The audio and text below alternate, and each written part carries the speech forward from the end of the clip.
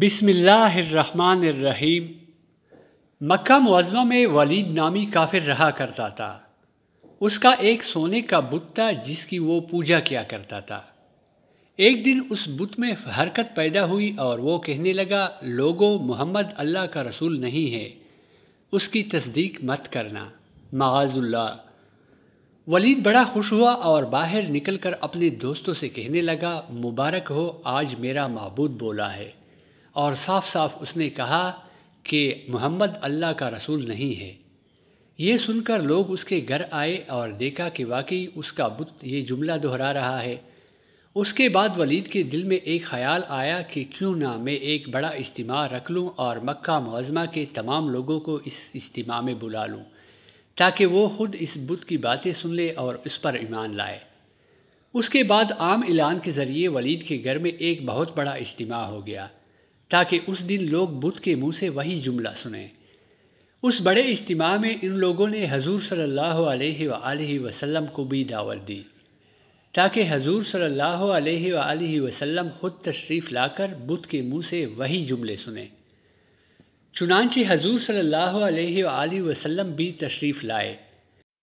جب نبی کریم صلی اللہ علیہ وآلہ وسلم تشریف لائے تو بت بول اٹھا، اے لوگو، خوب جان لو کہ محمد صلی اللہ علیہ وآلہ وسلم اللہ کے سچے رسول ہیں۔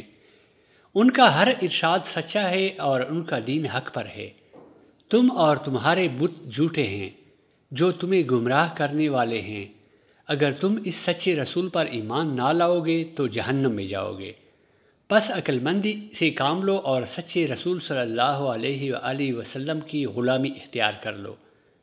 بت کی یہ باتیں سن کر ولید بڑا گھبرایا اور اپنے معبود کو پکڑ کر زمین پر دے مارا اور اس کے ٹکڑے ٹکڑے کر دیے۔ حضور صلی اللہ علیہ وآلہ وسلم فاتحانہ طور پر واپس ہوئے تو راستے میں ایک گھڑ سوار جو سبز پوش تھا حضور صلی اللہ علیہ وآلہ وسلم سے ملا۔ اس کے ہاتھ میں تلوار تھی جس سے خون ٹپک رہا تھا۔ حضور صلی اللہ علیہ وآلہ وسلم نے فرمایا، تم کون ہو؟ بولا، میں جن ہوں اور آپ کا غلام اور مسلمان ہوں، جبل طور میں رہتا ہوں، میرا نام معین بن لابر ہے۔ میں کچھ دنوں کے لیے کہیں باہر گیا ہوا تھا، آج گھر واپس آیا تو میرے گھر والے رو رہے تھے۔